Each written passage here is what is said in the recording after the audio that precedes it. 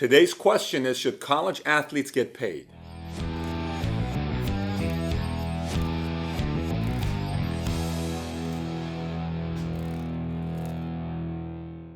I'm Patrick Bedivi, your host of Valuetainment Weekly, and when you think about this question here, whether college athletes should get paid or not, there's two different sides to the argument. One side, they shouldn't, because the scholarship is already a way of them getting paid, right? And so if we do pay them, they're going to be spoiled. They won't put as much effort to play. Then on the other side, it's a business. If the NCAA is making money, they should as well. I got 4 points to cover with you, then an idea at the end. Point number one. The NCAA last year generated $11 billion in revenues, according to Mark Edelman. $11 billion, only two sports made more money than the NCAA. That's the Major League Baseball and the NFL. NCAA made more money than NBA and NHL. The president of NCAA made $1.7 million last year, which he should because he generated revenues. Point number two is a law passed back in 1972. It's called Title IX. The purpose of Title IX is to not discriminate against different sports. So if I'm playing college football or basketball or tennis or gymnastics or track, I should, one, get more scholarship because football is more important than tennis. And it's also a discrimination against men and women. So the scholarship should be treated equally. But here's the thing, that in 1972 when that law passed, a lot of things have changed from 1972 till today. A company came out in 1979 that completely revolutionized everything. That company's name is ESPN. It turned a college football coach making $65,000 a year into a celebrity, now getting paid $5 million a year, getting endorsements, a whole different story. It turned viewers into college football fans, college basketball fans. It turned them into these fans of these sports, and it became a very big business.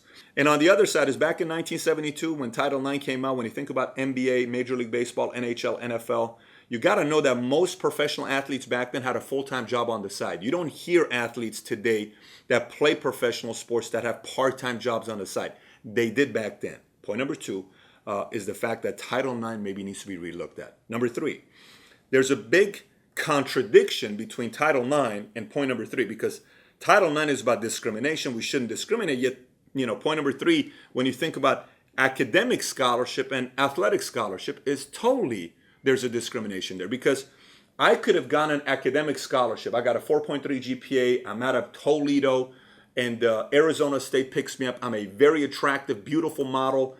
I go to Arizona State University. Maxim contacts me and says, we want to do a photo shoot with you because you submitted your pictures. You're beautiful. We want to pay you $40,000. Great.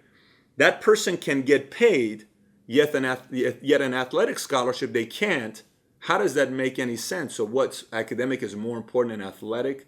So there's somewhat of a discrimination there. So why should not a collegiate athlete get paid on an endorsement they're getting with Nike, Reebok, Adidas, Under Armour? Why should they not get paid? Why can't an athlete that plays for a university go make $500 in a day doing autographs? That doesn't make any sense. They should as well, because that's their brand to help generate some kind of revenues to them. Point number four, if the NCAA doesn't figure out a way to pay them, they're going to pay them anyways. I've spoken to some people in the business that said this is not a big deal to college coaches or universities because they find ways to get the athletes money. And here's typically how it works.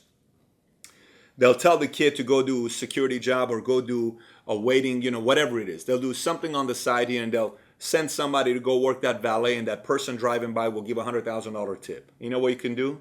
You can't discriminate against giving somebody a tip. What's your law against it? You can't really control it. So the kid got a tip. It is what it is. So that kind of stuff happens. We've heard it many times. Long list of athletes that's happened to.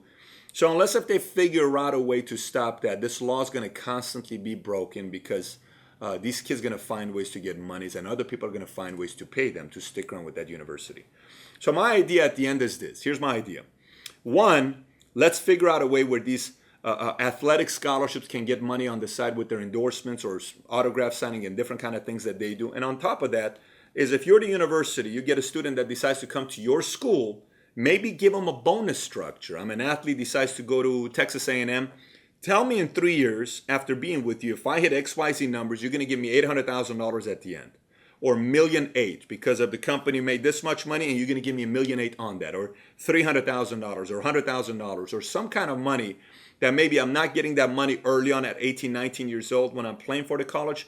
team, maybe it's going to be a little bit longer. So if I'm college basketball, I'm willing to stay 4 years and get my 4-year degree rather than going to NBA right off the bat. But there are ways to still incentivize the players of wanting to stick around. It's my message of the weekend. Please be sure to subscribe to this channel. And more importantly, I want to hear from your thoughts, points you agreed and disagreed with, and maybe some ideas on how we can get some of these college athletes to start getting paid properly.